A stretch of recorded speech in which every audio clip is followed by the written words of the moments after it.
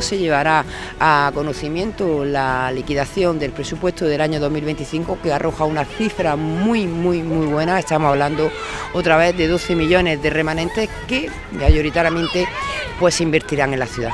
Bienvenidos a Diario Comarcal. Es una de las noticias de la jornada. Esos 12 millones de euros a los que hacía referencia la alcaldesa de Motril, Luisa García Chamorro, permitirán al ayuntamiento realizar multitud de actuaciones para mejorar la calidad de vida de los motrileños y de la ciudad. Les adelantamos otras noticias en estos titulares. El Parque de los Pueblos de América cuenta con una nueva zona multiaventura juvenil para que disfruten los adolescentes. El ayuntamiento pretende convertir la Fábrica del Pilar en el centro cultural más grande de la mitad sur de la provincia. Una alumna de Andalucía Emplea Más dirige una ruta para conocer a mujeres célebres olvidadas en la historia de Motril, impulsada desde el área de igualdad. Llega al puerto el primer barco con vehículos de marcas chinas procedente de la dársena italiana de Civitavecchia. El Parque de los Pueblos de América cuenta con una nueva zona juvenil para que disfruten los adolescentes. El nuevo espacio cuenta, entre otros juegos, con una tirolina y una torre multiaventura de más de 9 metros de altura y camas elásticas, entre otras propuestas. La alcaldesa de Motril, Luisa García Chamorro, y los concejales de Agricultura, Raquel Escámez, y Parques y Jardines, Daniel Ortega, visitaban esta nueva área que ha contado con un presupuesto cercano a los 253.000 euros. Seguimos trabajando, ¿no? Si nuestra alcaldesa nos tiene marcado en rojo un objetivo, pues ese no es otro que el mejorar todas las zonas infantiles de nuestra ciudad, ¿no? Bueno, y en eso seguimos trabajando. En apenas 2 años, más de 700.000 euros se han destinado al arreglo de estas zonas. Se han creado 5 nuevas zonas con este lote que acabamos de concluir, y anteriormente se arreglaron de forma integral otras 7 zonas más. Próximamente saldrá otro lote con un valor estimado de 600.000 euros, donde prácticamente vamos a abarcar la totalidad de los parques y de las zonas infantiles de nuestra ciudad.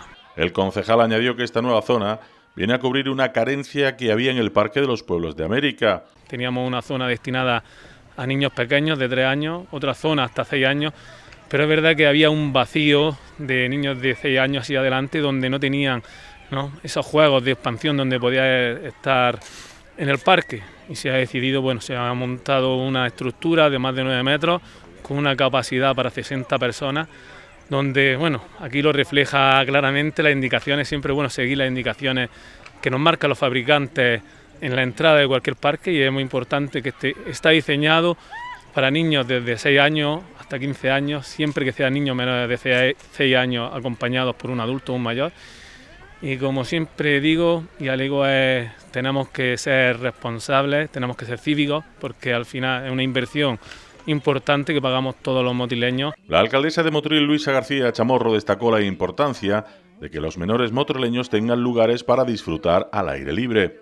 Motril, afortunadamente, bueno, pues tenemos un clima magnífico. Hoy quizá a lo mejor no sea el día, pero tenemos un clima magnífico que invita a estar en la calle, que invita a hacer mucha vida en nuestros parques y en nuestra zona de expansión, y por eso, bueno, eso era el empeño en dotarlos de parques infantiles. La alcaldesa explicó que este año se renovarán y crearán nuevos parques infantiles en otras zonas de la ciudad. Pasado año nos comprometimos que íbamos a poner prácticamente en todos los barrios de la ciudad nuevas zonas infantiles o renovar las que ya existentes, pero bueno, se sacaron 2 pliegos con cargo a los remanentes. Uno sí que salió adelante, que este que estamos viendo, así como el de las playas, pero hay otro lote que lamentablemente se quedó desierto, con lo cual no pudimos adjudicar la renovación de todos esos parques infantiles, y bueno, pues nos dolió porque precisamente eran las que venían a sustituir los parques infantiles de los barrios de Motril.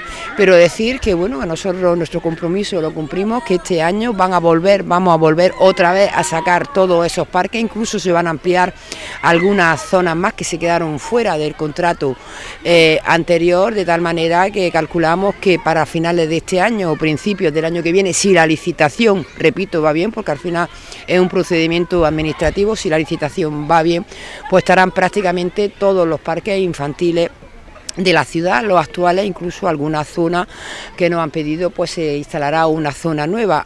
Luisa García Chamorro explicó también el cambio que experimentará en breve el Parque de los Pueblos de América. A esto hay que sumarle, como ha dicho el concejal, que estamos trabajando ya. Saben que con esos fondos europeos nuevos iba una remodelación completa del Parque de las Provinciales. La idea es poner también zonas deportivas en ese parque, que es el segundo parque, el segundo pulmón más importante de la ciudad. La idea también es poner más zonas deportivas, también poner más parques infantiles, a los que tenemos que sumar los 3 existentes, los nuevos, que se han instalado ya en la playa junto a la senda del litoral, bueno, porque están siendo todo un éxito, así que seguimos trabajando. El Ayuntamiento pretende convertir la Fábrica del Pilar en el centro cultural más grande de la mitad sur de la provincia. Esa es la hoja de ruta que ha marcado la Concejalía de Patrimonio Industrial del Azúcar y que en solo unos años será una realidad, según explicaba el responsable técnico de la misma, Alberto Martínez. Nuestro objetivo, ahora ya lo podemos decir más abiertamente, antes nos podían haber dicho que estábamos un poco locos, es que la fábrica sea un centro cultural, multicultural, en donde está albergado un museo de una importancia considerable y con una singularidad absoluta. Martínez comentó cómo se esquematiza esta idea, así como el trabajo realizado y a realizar en 2 sentidos o ámbitos. Desde el principio hemos estado trabajando con 2 bloques. El bloque, lo que habitualmente los demás habéis visto como obras, eran iniciativas que enfocaban el proyecto hacia la parte cultural o bien hacia la parte de museo. Pero ambos caminos han ido andando conforme han podido y han venido las oportunidades de financiación. Para eso hemos ido adelantando proyectos, adelantando trámites. El técnico comentó que se trata de poner en valor y dar uso al complejo fabril azucarero más importante de Europa. Por eso es tan importante y es el reto de hoy en día de todos los patrimonios que se intentan recuperar, la activación. El gran reto del patrimonio es que perdió su uso y hay que buscarle un uso alternativo, porque es una manera importante de que se colabore a su conservación. De momento estamos en ello. Ahora mismo es importante para el concepto que planteamos que esto es un fin en sí mismo, ya no es un medio para conseguir otra cosa. La concejala de Patrimonio Industrial del Azúcar, Magdalena Banqueri, destacó la importancia de la Fábrica del Pilar. Es uno de los elementos más representativos del patrimonio industrial español y un símbolo de lo que fuimos. ¿Qué hemos hecho? Que desde el 2019 hasta hoy, 19 de marzo de 2026, pues hemos recorrido un camino que no ha sido fácil, ni mucho menos. Ha sido un camino que hemos recorrido con mucho esfuerzo, con mucho tesón, con mucho sacrificio y al final hemos avanzado muchísimo en la protección, en la conservación, en la preservación, en la sensibilización y la difusión del patrimonio industrial de Motril. La responsable municipal en la materia explicó lo apasionante de los planes que tiene para el complejo fabril de aquí a 2030, con una inversión prevista de 1,7 millones de euros, gracias a los nuevos fondos europeos que ha conseguido el ayuntamiento a través del Plan Edil, en el que la aportación municipal es de un 15%. Conseguir que la Fábrica del Pilar sea un espacio cultural y patrimonial, un espacio para la investigación, para el estudio,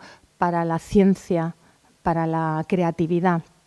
Y conseguir que la Fábrica del Pilar sea, o Motril y la Fábrica del Pilar consigan estar en el mapa del patrimonio industrial europeo, por supuesto el español. La concejala de Patrimonio Industrial del Azúcar recordó que el proyecto de rehabilitación y recuperación de la factoría motrileña ha recibido 3 premios. La Fábrica del Pilar ya es una realidad y una realidad en construcción y estamos poniéndola en el sitio que se merece y se nos está reconociendo a nivel nacional y a nivel andaluz y sobre todo a nivel local. Hemos recibido ya 3 premios. El primero fue de la Fundación Patrimonio Industrial de Andalucía, a la activación más relevante del patrimonio industrial. El segundo vino del Premio Progreso de la Fundación de los Pueblos de Andalucía, para el desarrollo de los pueblos de Andalucía, que nos lo dieron por las buenas prácticas en beneficio de la ciudadanía. Era un premio a nivel nacional. Y el tercero, que es el que más nos llega, el que más nos toca el corazón, al que más importancia le damos, porque ha sido nuestro, de nuestra tierra, de nuestra ciudad, el que nos ha dado el reconocimiento que nos ha dado el aula de pensamiento justamente este año, el 2026. Para finalizar, Banqueri incidió en que trabajan para que los motrileños tengan a la Fábrica del Pilar como suyo.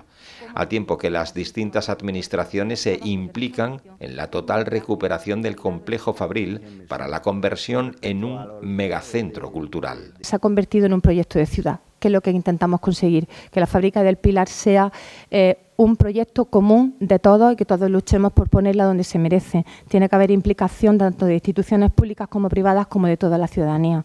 Así que seguimos caminando y seguimos construyendo futuro. El área de Patrimonio Industrial del Azúcar ha realizado el proyecto museográfico para la segunda fase del Museo Industrial del Azúcar de la Fábrica del Pilar, obra del prestigioso arquitecto a nivel mundial Alfonso Bermejo.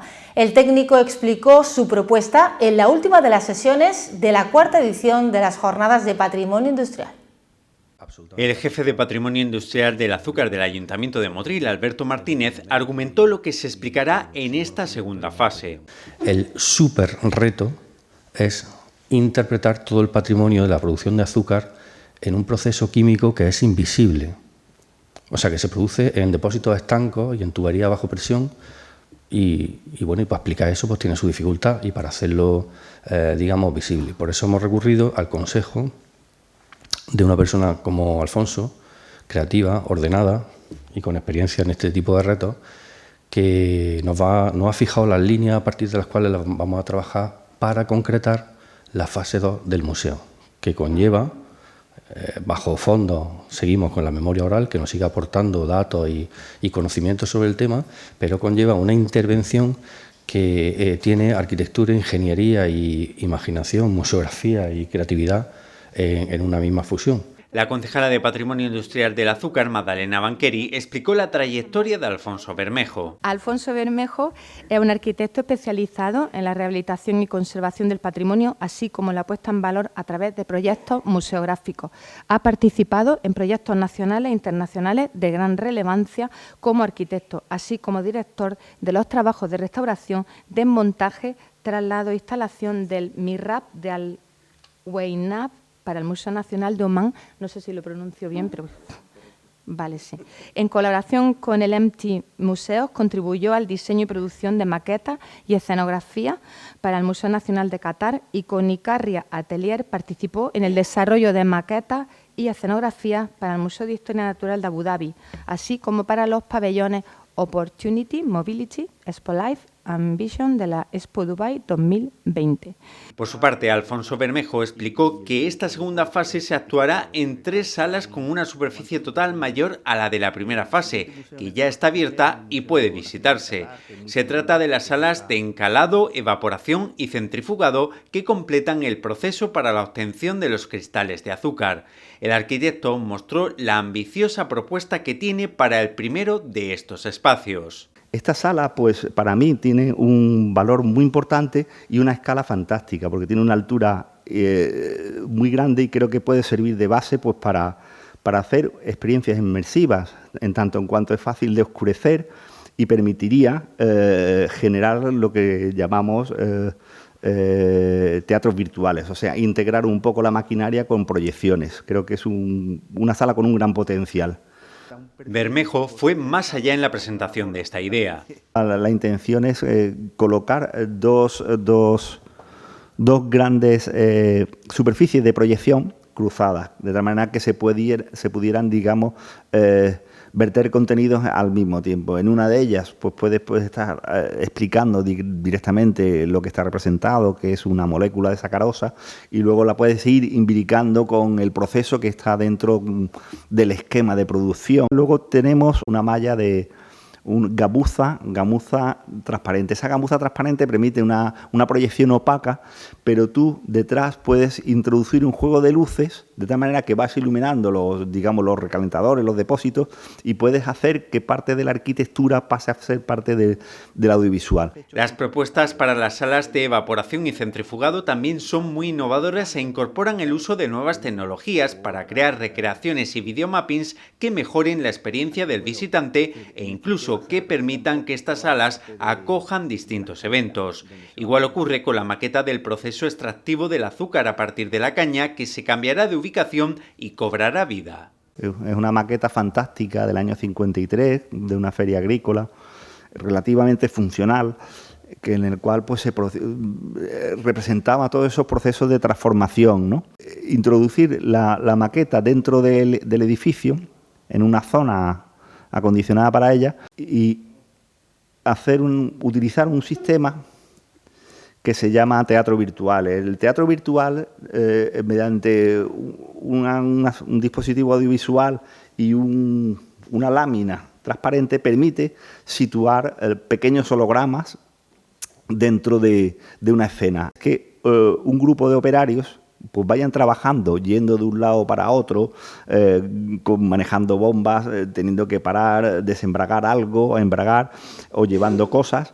Y bueno, y que la marquesa de Esquilache pues pase por allí en un momento dado, como controlando todo el proceso y vigilando. El arquitecto explicó todo el proceso químico para llegar hasta los cristales de azúcar e incidió en que la del Pilar es una fábrica singular y única en toda Europa. Nosotros tenemos la situación de Motril, en el cual llega hasta el año 85 con una maquinaria del año 29, o sea que es muy singular y muy especial. El balance de la exposición permanente con las exposiciones temporales, eso es un grandísimo valor que tenéis que explotar. Yo creo que es muy interesante. ¿Por qué? Porque es muy versátil. Digamos que muchísimos museos se agotan solo con la exposición permanente, porque digamos que se quedan congelados y lo que necesitáis es atraer de nuevo un público que vaya más o menos entrando y saliendo. El equilibrio entre uso y conservación. Una alumna de Andalucía Emplea Más, Isabel Hernández, dirige una ruta por el casco histórico de Motril, impulsada desde el área de igualdad para dar a conocer a mujeres célebres olvidadas en la historia de la ciudad. Esta mañana se han celebrado 2 sesiones que han comenzado con una charla introductoria en la Casa de la Condesa. El área de igualdad ha comenzado este viernes con las rutas para dar a conocer la historia de mujeres célebres de Motril desde el siglo XV, muchas desconocidas para la gran mayoría de la población. Esta mañana ponemos en marcha una actividad que hacemos en colaboración con el taller Andalucía Emplea Más.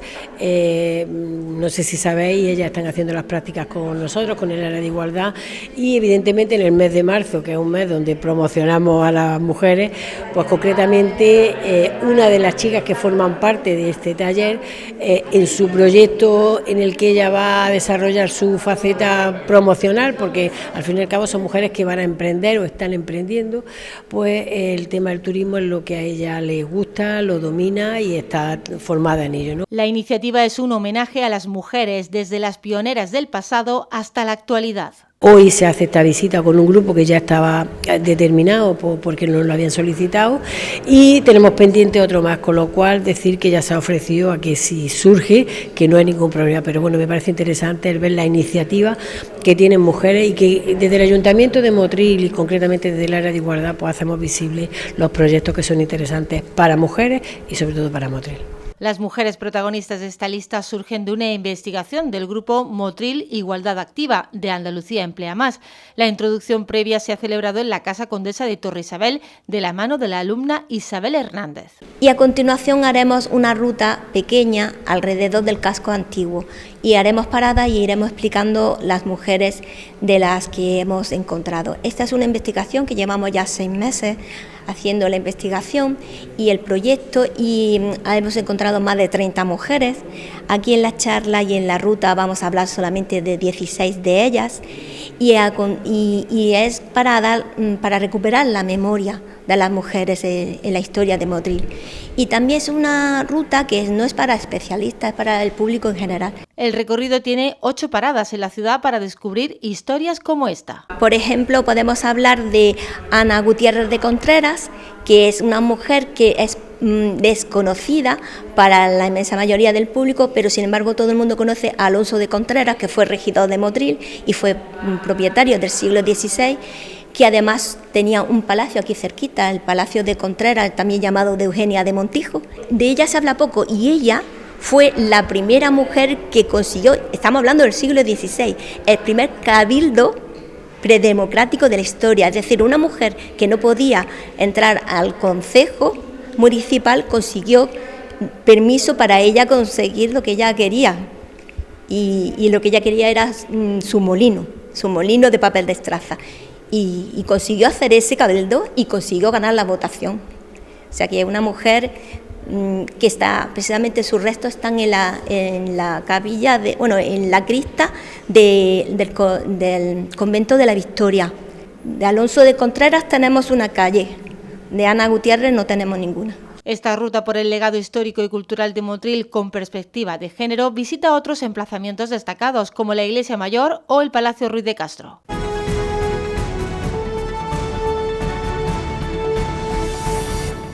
Llega al puerto el primer barco con 2.000 vehículos de marcas chinas procedente de la dársena italiana de Civitavecchia. De esta forma, Motril comienza una nueva operativa logística relacionada con la carga rodada para abastecer el mercado nacional.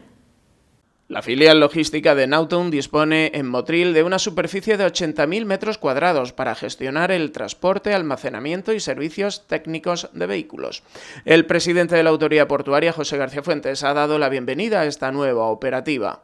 Un nuevo tráfico que se incorpora al puerto de Motril, un tráfico que llega además para quedarse. Se trata de una empresa con una altísima proyección internacional, líder en el sector de la importación y distribución a los distintos concesionarios de vehículos multimarca, automóviles de todo tipo, y que para nosotros está totalmente alineado con esa política, ¿no?, que estamos llevando a cabo de diversificación de tráfico. García Fuentes ha incidido en que esa es la clave para la expansión económica del puerto.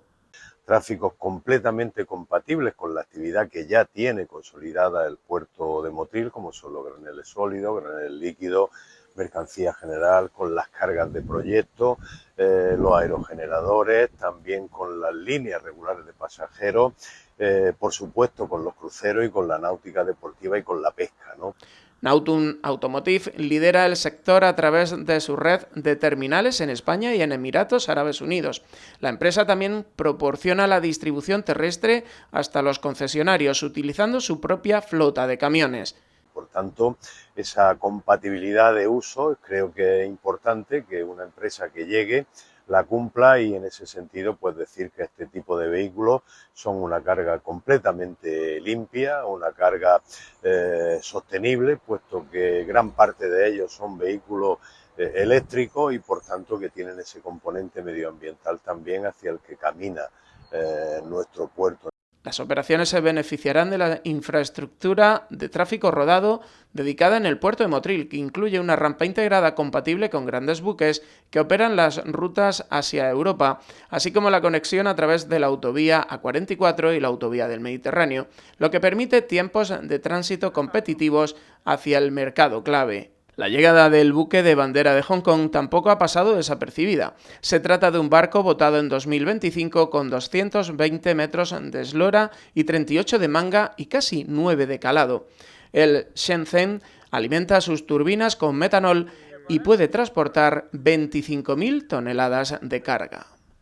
La delegada de Inclusión y Familias de la Junta de Andalucía, Matilde Ortiz, ha destacado que 2.111 motrileños y motrileñas disfrutan de las distintas prestaciones de la Ley de Dependencia, lo que supone un importante incremento en los últimos meses.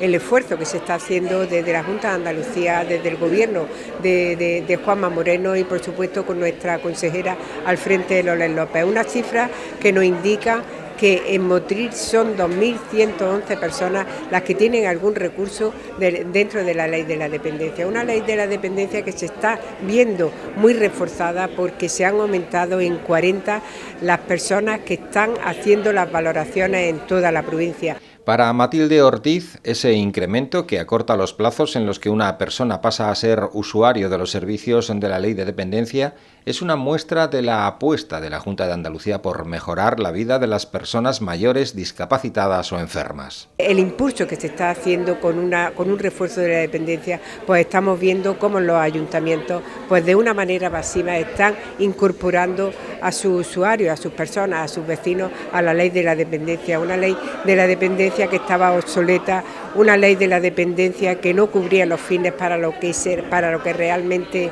se constituyó, y por eso pues desde la Junta de Andalucía se están haciendo estos refuerzos. Además, la Junta de Andalucía también ha mejorado la vida de las trabajadoras y trabajadores que acuden a los domicilios, incrementando sus salarios. Ha habido un aumento de precio hora en cuanto a la ayuda a domicilio, que durante más de 10 años estuvo congelado, no se subía, ya digo, durante más de 10 años. Sin embargo, en poco más de 5 años ha incrementado su precio en más de 16 euros. Por lo tanto, las empresas pues tienen un respiro, y las personas que también se dedican, las auxiliares a la ayuda a domicilio, pues tienen la categoría y tienen la profesionalidad que tienen que tener, y por eso se les reconoce también en cuanto a la subida del precio hora de la ayuda a domicilio. La delegada explicó las mejoras que ha realizado la Junta de Andalucía en cuanto a la mejora de la ley de dependencia. Se han incorporado unas reformas en marzo de 2024 donde ya hay una sola visita, por tanto la persona usuaria no tiene que sentir cómo entran en su casa una persona a otra persona, sino que en un mismo acto se le reconoce la valoración y se le da su recurso para que esa persona pues pueda ser atendida en su casa o dentro de la gama que hay de la oferta de la ayuda a domicilio, pueda elegir la que más le interese. El Ateneo de Motril ha acogido una conferencia del ingeniero agrónomo y gerente de la empresa Campos de Granada, Javier Jiménez, en la que ha hablado sobre la revolución que supuso para la zona la agricultura andalusí. Realmente se trata de charlar un poco sobre ese movimiento que ocurrió fundamentalmente entre el siglo X y el siglo XIII, donde toda la agricultura que se practicaba en la península, o concretamente en toda la zona de Al-Ándalus, dio un vuelco tan importante que dejó una herencia para que todos nosotros viviéramos y tuviéramos un paisaje distinto, tuviéramos una cocina distinta y tuviéramos una cultura distinta. El ingeniero agrónomo incidió en la importancia de esta aportación hasta llegar a la agricultura actual. Yo creo que es muy interesante en el sentido de que todo el mundo piensa que la agricultura ha sido determinante en el desarrollo de la humanidad, pero quizá no se le dedica el tiempo necesario a hablar de la historia de la agricultura. Javier Jiménez estructuró su conferencia en varios bloques. Hablaremos sobre el origen, brevemente, sobre el origen de la agricultura. Últimamente están saliendo unas teorías muy interesantes, muy rupturistas, a veces provocadoras, sobre cuál es la agricultura, si realmente hay gente que dice que incluso va a ser un engaño, una estafa, bueno, por el tema de cambiar la dieta. La segunda parte de la ponencia también encerró multitud de curiosidades. Una parte menos conocida, que son esas personas que desarrollaron todo lo que es ese cambio en la agricultura, que fueron los geóponos. Un geópono es una persona que conoce la tierra. No es un agricultor, no es un agrónomo, no es un edafólogo, es una persona que conoce íntegramente cómo manejar la tierra. Y hay algunos muy cercanos a nosotros, algunos incluso granadinos, que son muy desconocidos. Me gustaría, y creo que vamos a pasar un buen rato hablando de ellos. Javier Jiménez también habló de los importantes cambios en el uso del agua, así como de la introducción de distintas especies hortícolas y frutales. La agricultura ha evolucionado evidentemente para alimentar a un mundo creciente, que es la obligación fundamental de la agricultura, ¿no? Es el pilar básico de nuestra alimentación. Pero luego además tiene otra serie de connotaciones, porque claro, para producir eso tú tienes que modificar el paisaje, tienes que gestionar los recursos, tienes que gestionar el agua, y al mismo tiempo tienes que ser coherente con una naturaleza que te rodea sin intentar destruirla. Es complicado, ¿no? Es complicado. Pero realmente yo pienso que desde el principio la agricultura ha aportado más que ha destruido. Y sobre todo porque en un mundo con 8.000 millones de personas es fundamental que tengamos alimentos suficientes para que todos podamos sobrevivir, ¿no? Científicos de la Universidad de Granada consiguen imágenes tridimensionales de un minúsculo escarabajo que está amenazando el cultivo de aguacate del litoral malagueño y granadino. Estas imágenes permitirán comprender mejor su anatomía para mejorar las herramientas de identificación y seguimiento de esta plaga, cuyos primeros ejemplares en España se detectaron en árboles ornamentales de Motril. Se trata de una plaga de especial relevancia, causando el principal daño en los árboles al transportar en su interior unos hongos que degradan la madera, provocando su marchitamiento y, en casos graves, su muerte. Apuntan los científicos que este mecanismo lo convierte en una amenaza fitosanitaria emergente para cultivos como el aguacate, así como para otras especies leñosas. Cada consumidor gastará una media de 393 euros en Semana Santa, según una encuesta de la Asociación Española de Consumidores. El 82% de los encuestados que viajarán en Semana Santa tiene miedo por la situación actual de guerra y de ellos el 100% considera que esto afectará a los precios al alza.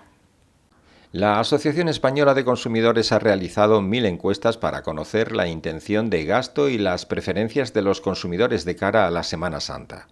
El 62% lo hará viajando, la mayoría contratando los servicios por Internet, mientras que el 38% se quedará en casa. Ante esto, desde la asociación recomienda a los viajeros que, si el organizador cancela el viaje, el consumidor tiene derecho a la devolución del precio o a que le ofrezcan otro viaje de calidad igual o superior.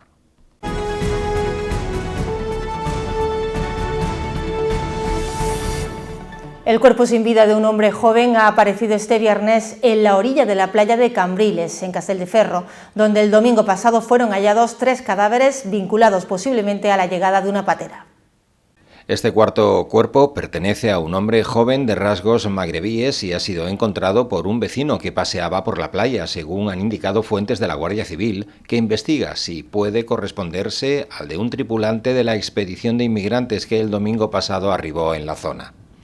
De esa patera fueron localizados 17 personas con vida que alcanzaron tierra a nado tras ser supuestamente obligados a tirarse al agua desde la embarcación que les transportaba. Horas después se recuperaron 3 cuerpos sin vida pertenecientes a 3 varones que pudieron integrar esa expedición. La Guardia Civil llevó a cabo el lunes pasado un rastreo por mar y aire de la zona de la costa de Granada en la que fueron localizados, próxima a Castelldefels.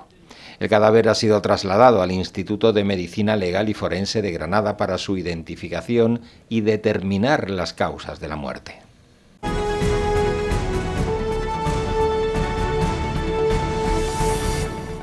Los socialistas defienden que la revalorización de las pensiones supone más de 200 millones de euros al año en Motril. Así lo han dado a conocer en un encuentro con la ciudadanía mantenido en la Casa del Pueblo, con la diputada Olvido de la Rosa y el senador José Entrena, así como miembros de la Ejecutiva Socialista local. El secretario general de los socialistas motrileños, Francisco Sánchez Cantalejo, ha destacado el compromiso del gobierno de Pedro Sánchez con el estado del bienestar. En Motril, todos los meses, las pensiones de todos los jubilados y de todas las jubiladas que viven en Motril suponen 14 millones de euros. Es decir, 14 millones de euros que como agua fina todos los meses calan la economía de la zona, porque saben que son el sostén de muchos núcleos familiares aquí en Motril, y esos pensionistas y esas pensionistas saben que su pensión no se va fuera de Motril, su pensión va al supermercado, a la tienda de la esquina, a pagar los gastos de sus nietos, a ayudar a los hijos cuando sus sueldos no llegan a final de mes. En este sentido, la diputada del PSOE por la provincia, Olvido de la Rosa, ha destacado el acuerdo del Consejo de Ministros de este viernes para bajar del 21 al 10% el IVA del carburante, la luz y el gas para amortiguar el impacto por la guerra en Oriente Medio. Y que va a suponer un ahorro muy significativo para todos los vecinos y vecinas, pero sobre todo también para personas y para sectores muy importantes aquí en Motril, como puede ser la agricultura, la pesca o el transporte. De la Rosa ha subrayado otro de los decretos convalidados en el Congreso, como el de las ayudas a los sectores afectados por las borrascas de enero y febrero. Un decreto con más de 7.000 millones que van a ir directamente, en el caso de los agricultores, a ayudas de entre 5.000 y 25.000 euros, que van a ser unas medidas excepcionales y que por primera vez los agricultores de la costa granadina van a recibir, como digo, una ayuda mínima de 5.000 euros siempre y cuando perciban o hayan tenido en su declaración de la renta más de 2.000 euros de ingresos. La diputada en el Congreso por la provincia ha censurado la situación en la que se encuentra la sanidad pública andaluza.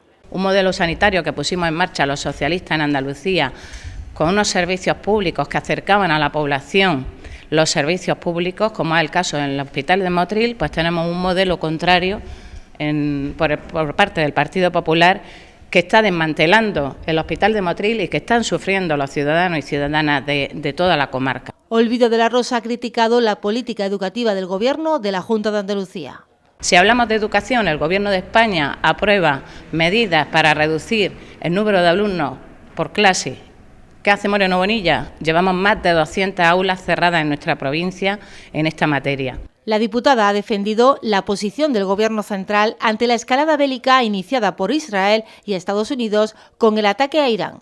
Estamos hablando de un gobierno que es pacifista, que está en torno al no a la guerra, que ha sido el primer presidente que se ha impuesto en Europa y en el mundo prácticamente en ese no a la guerra y que va a seguir ayudando a la población, como con medidas como las que hoy vamos a aprobar en el Consejo de Ministros, este Gobierno, en el que va a suponer, que ya se ha venido anunciando, una reducción muy importante en los impuestos directamente aplicados a los carburantes o a la electricidad. Finalmente, Olvido de la Rosa ha pedido a los partidos de la oposición que apoyen las medidas económicas anunciadas hoy por el Consejo de Ministros. Y sí, le pedimos al Partido Popular que vote a favor de estas medidas. Estamos hablando de un gobierno que, como digo, ha llevado esta misma semana la convalidación del decreto de la ayuda a los agricultores y se ha encontrado con el voto en contra de Vox.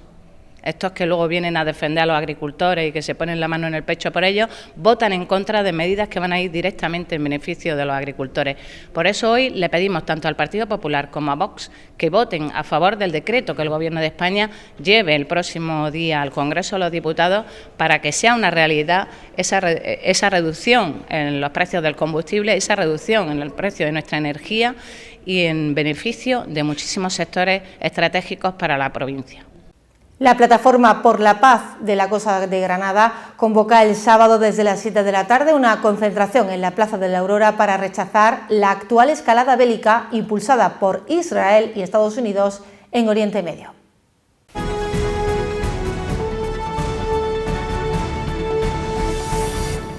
BMW ha elegido la fábrica del Pilar de Motril para presentar en la provincia su nuevo modelo, el iX3. La promoción del vehículo cuenta con un vídeo que también se ha grabado en el interior del complejo fabril azucarero.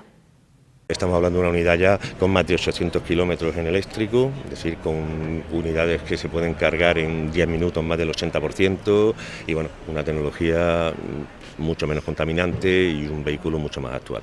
La alcaldesa de Motril, Luisa García Chamorro, explicó que la promoción del coche también supondrá una importante publicidad para la fábrica del Pilar. Estamos hablando de que no es solo hoy el rato que estemos aquí charlando con ese vídeo que se va a proyectar, sino que también se ha grabado un videoclip en la fábrica, bueno, que se va a visionar prácticamente en toda España, incluso en toda Europa, y eso, bueno, pues la publicidad que se hace a la fábrica casi que se puede decir que es impagable. La Fuerza Aérea Alemana confirma la participación del Tornado Demo Team en la 20ª edición del Festival Aéreo de Motril, que este año se celebra el 21 de junio en las playas motrileñas.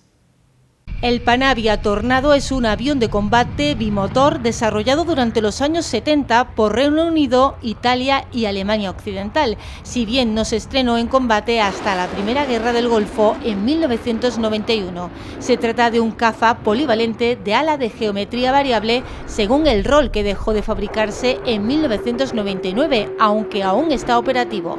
Este anuncio complementa la parrilla militar del Festival Aéreo con las aeronaves que ya había confirmadas por parte del Ejército del Aire y del Espacio de España, como es la patrulla Aspa, el H-135 y el NH-90 Lobo como ala rotatoria, y el C-295 y el Super Saeta como ala fija. El alumnado de la ESO del IES Francisco Javier de Burgos participa en sus Olimpiadas celebradas en el Polideportivo. Ya casi que han perdido la cuenta de las ediciones que cumple esta actividad, con la que fomentan el deporte entre los estudiantes al tiempo que disfrutan de una jornada de convivencia fuera del centro. El alumnado del Instituto Francisco Javier de Burgos hoy ha cambiado las aulas por el deporte al aire libre. Estas Olimpiadas son toda una tradición que comenzaron a raíz de la colaboración con otros centros educativos, como recuerda el profesor de Educación Física, Nacho Álvaro. Inicialmente se hacía intercentro, venían todos los institutos de Motril, pero bueno, al final dejó de organizarse y a nosotros nos resultó una idea bastante interesante, entonces decidimos hacerla de manera interna. Así que venimos y hacemos una mini olimpiada, van pasando de primero a cuarto de la ESO todos los alumnos y alumnas del instituto, y los bachilleratos son los organizadores. El instituto lleva más de 10 años celebrando esta actividad por su cuenta de manera interna, que además preparan a conciencia. Tiene muy buena aceptación por parte del alumnado. Le decimos a todo el alumnado que es obligatorio participar, ellos pueden escoger entre 4 pruebas. Tienen velocidad, resistencia, lanzamiento de peso y luego salto de longitud en primero y segundo de la ESO y salto de altura en tercero y cuarto de la ESO. Entonces tienen la opción de hacer una prueba y si hacen 2, una de ellas tiene que ser resistencia. Entonces la verdad que se lo toma, lo preparamos, venimos aquí muchas clases a hacer la preparación de cada una de las pruebas y la verdad que el alumnado está bastante motivado y muy contento de estar aquí. El objetivo es, sobre todo, fomentar el deporte, que además les ayuda a mantener una buena forma física. Y nada más que con el hecho de venir, de prepararla y la motivación que tiene, al final se obligan y bueno, nuestro objetivo es fomentarle ese hábito de deporte, que lo sigan manteniendo en la etapa adulta y sí, la verdad que muchos chavales y muchas niñas demuestran estar en muy buena forma. Y en las gradas, además, compañeros y familiares les animan a que den todo lo mejor en la pista. Y también han venido algunos padres a echar un vistacillo porque les gusta y bueno, pues la verdad que es muy reconfortante que vengan también las familias a visitarlo. El Centro de Transfusión Sanguínea de Granada organiza una colecta de sangre y plasma para el jueves de la semana que viene en el Centro Cívico La Matraquilla. Será de 10 de la mañana a 2 y de 5 a 9 de la tarde. Los interesados pueden inscribirse en el registro de donantes de médula. Cada donación de sangre puede ayudar hasta a 3 personas que necesiten transfusiones. Sin embargo, la demanda siempre supera la oferta, por lo que el Centro de Transfusión Sanguínea de Granada apela a la solidaridad de los motrileños para cambiar esta situación. En este sentido, el Centro de Transfusión de Sangre de Granada anima a los donantes habituales y a los que no lo son a donar sangre y plasma. La acción tiene una duración de entre 15 y 25 minutos y puede ayudar a salvar muchas vidas. La recuperación del fluido para el donante es de casi inmediata. El Centro de Transfusión Sanguínea de Granada también está presente en redes sociales, en las que comparte distintos tipos de información y mensajes de concienciación. La Agencia Estatal de Meteorología pronostica para el sábado cielos muy nubosos acompañados de chubascos ocasionales. Temperaturas en ligero descenso, así Motril oscilará entre los 10 y los 19 grados. Los vientos serán de levante moderados en el litoral. En la mar habrá viento de levante con fuerza 5 a 7, amainando de 4 a 5 por la mañana. Mar gruesa disminuyendo a marejada o a fuerte marejada, con mar de fondo del este de entre 1 y 2 metros. Y así nos despedimos. Que pasen un gran fin de semana. Volvemos el lunes aquí en Diario Comarcal. Muchas gracias, como siempre, por su confianza.